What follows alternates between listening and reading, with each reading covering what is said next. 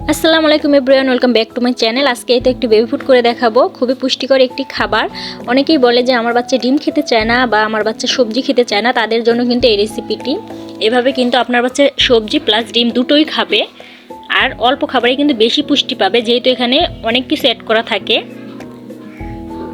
আর তাছাড়া অনেকেই বলেন যে আমার বাচ্চা দিন দিন রোগা হয়ে যাচ্ছে, কিছুই খেতে চাচ্ছে না।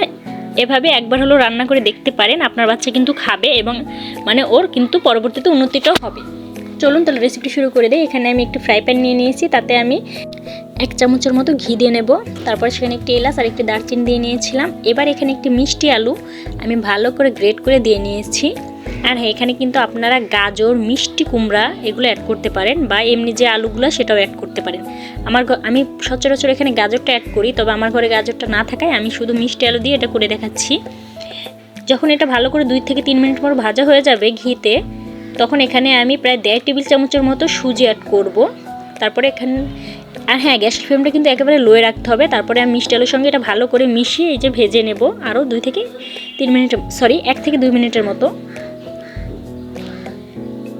এরকমভাবে দেখবেন ভাজা হয়ে যাবে, আর এটার সঙ্গে মিশে দেবেন। মিষ্টি আলুটা কিন্তু সিদ্ধ হয়ে গেছে, যেহেতু আমি একেবারেই মিহি করে গ্রেট করে দিয়েছি। এবার এখানে আমি প্রায় 1 কাপের মতো পানি অ্যাড করব, তারপরে ভালো করে মিশিয়ে দিতে হবে। এবার আমি এখানে স্বাদ মতো লবণটা অ্যাড করে নেব।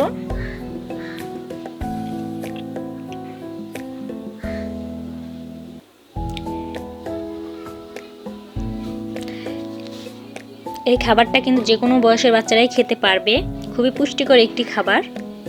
এবার এখানে আমি হালকা জিরার পাউডারটা অ্যাড করব, যাতে ডিমের কাঁচা গন্ধটা না থাকে।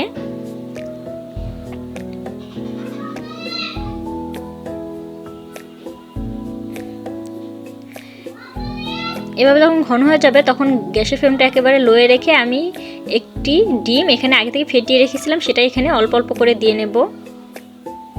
তবে আমি বলছি কি, এখানে কিন্তু আপনারা বিভিন্ন ধরনের সবজি অ্যাড করতে পারবেন। আপনার ঘরে যে সবজি থাকবে সেগুলো এখানে অ্যাড করবেন। আমার ঘরে আজকে সবজি না থাকায় কিন্তু আমি জাস্ট মিষ্টি আলুটা দিয়েছি। এবার এখানে আমি কিছু ধনেপাতা কুচি দিয়ে নিলাম।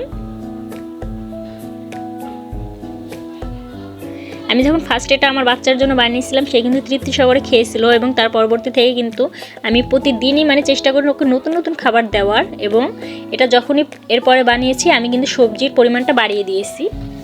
একটু একটু করে সবজি আমি বাড়িয়ে ওকে খাবারটা খাইয়েছি। আপনারাও কিন্তু এভাবে খাওয়াতে পারেন, তাতে কিন্তু বাচ্চার সবজিটাও খাওয়া হলো প্লাস ডিমটাও খাওয়া হলো, এবং অল্প খাবারেই কিন্তু তার পেটটাকে পারফেক্টভাবে ভরে যাবে। যতটা ঘনত্ব আপনার বাচ্চা খেতে পছন্দ করে সেভাবে রেখে নামিয়ে নেবেন। এই যে দেখুন, আমার এটা কিন্তু একেবারেই তৈরি হয়ে গেছে। ভিডিওটি যদি ভালো লাগে তাহলে চ্যানেলটি সাবস্ক্রাইব করবেন এবং একটি লাইক দিয়ে আমার পাশে থাকবেন। সকলে ভালো থাকবেন, সুস্থ থাকবেন। খোদা হাফেজ।